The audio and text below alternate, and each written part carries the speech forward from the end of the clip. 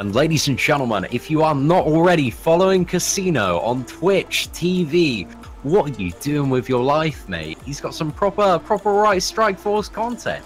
Embrace the spaghetti.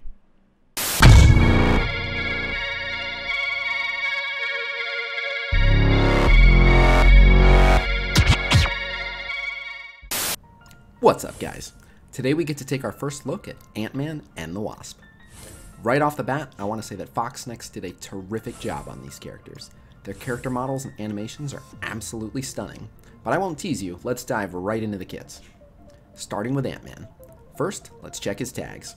He's considered Hero, Global, Tech, Controller, and Avenger. When it comes to tags, it doesn't get much better than Tech and Avenger, so this is definitely a plus for him.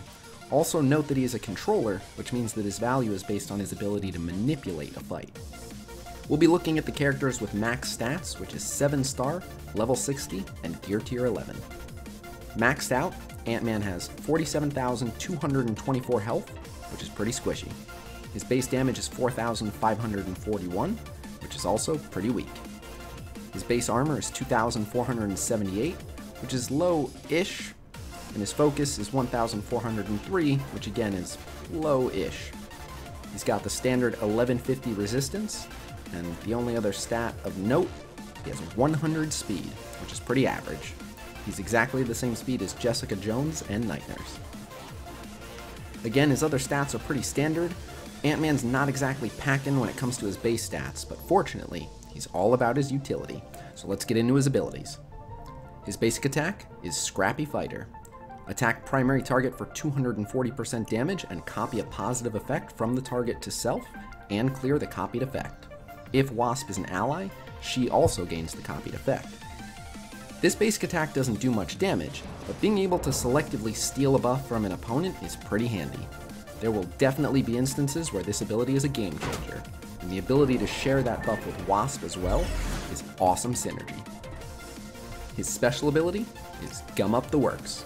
Attack primary target for 200% damage and always apply ability block for 2 turns. This attack cannot be dodged or blocked. This ability is huge. The main reason for this is that it's available on turn 1.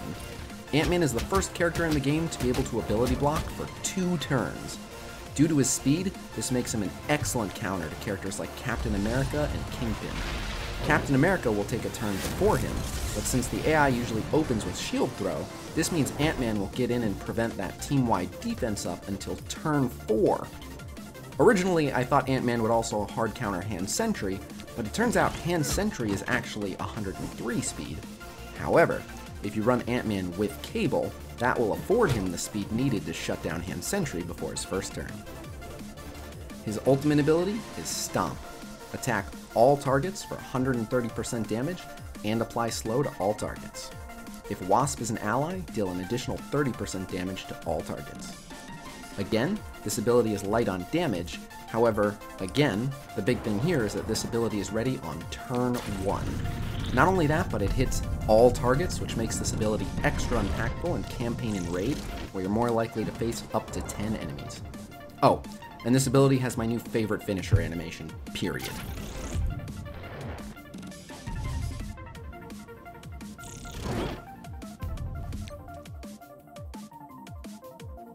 It also has an awesome custom animation for the team-up attack with Wasp.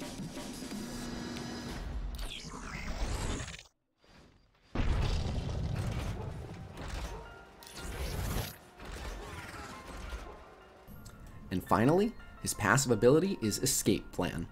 On spawn, apply Evade to Wasp if she is an ally.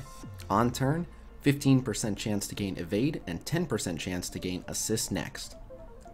A chance to gain Evade and a chance to assist are nice, but with proc rates this low, it's far from dependable. It remains to be seen if his assist attack will also steal a buff, which would be a big win for his kit. The big thing here is actually granting Wasp that Evade on spawn, as this synergizes incredibly well with her kit. Speaking of Wasp's kit, let's check her out. First, let's check the tags. Wasp is considered Hero, Global, Tech, and Blaster. The big 2 here are Tech and Blaster. Since she's a damage character, which you can assume from the Blaster tag, being able to benefit from tech bonuses, like Rocket and Iron Man passes, are a nice touch. This also makes her a frontrunner for a team spot for the Blaster Challenge. Now let's take a quick look at her stats. Just a reminder, we're looking at max stats, which means 7-star, level 60, and gear tier 11. Her max health is 47,980, which is kinda low. Her base damage is 5,593, which is pretty mid-range. Her armor is 2,588, which again, kinda low, but it's what you'd expect for a blaster. Her focus is 1150, which is definitely kinda low. And her resistance is the standard 1150. Her speed is 112, which is definitely above average. It's the same as Yondu and Deadpool. The only other stat of significance here is her dodge chance, which is a very healthy 20%, but this is coming from her passive at rank 4, so she won't be quite so evasive unless you invest in her. Her basic attack is Sting and Move. Attack primary target for 260% damage and a 30% chance to chain to one adjacent target for 210% damage. Counterattack breaks this chain. In short, this basic is pretty solid. Not earth-shattering damage, but nothing to scoff at either. The low chance of a chain is nice, but definitely unreliable. Her special is Blasters.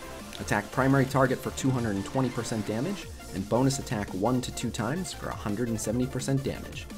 If charged, then in addition, stun the target, then lose charged. This ability is very strong. The fact that it's ready on turn 1 is a big plus. The damage on this ability is definitely a big plus. Thanks to her base 20% dodge, which is granted by her passive, she has a decent chance to become charged. In addition, this ability gets a huge boost from Ant-Man's passive synergy, which gives her evade on spawn. When teamed up, she has a very real chance at a turn 1 targeted stun, which is huge. Unfortunately, this means that her high speed actually works against her, as she has fewer opportunities to dodge an incoming attack before her first turn. A high damage targeted stun on turn 2 is still pretty significant, as this will prevent abilities like Crossbone's Detonate and Yondu's Yaka Arrow. Her ultimate ability is Flight of the Wasp. Attack all targets for 270% damage, including stealth targets. This attack cannot be countered. This is your standard high damage AoE nuke. 270% damage is no joke, and it hits stealth targets as well. This ability is especially effective in campaign and raid as it hits all targets, meaning you can put out a lot of damage against 10 enemies. And finally, her passive ability is Shrink. On dodge, gain charged. Gain 20% dodge chance. Now just to clarify, this is the dodge chance that you're seeing on her stat page. It doesn't add to it. Still, dodging 1 in 5 incoming attacks is pretty handy.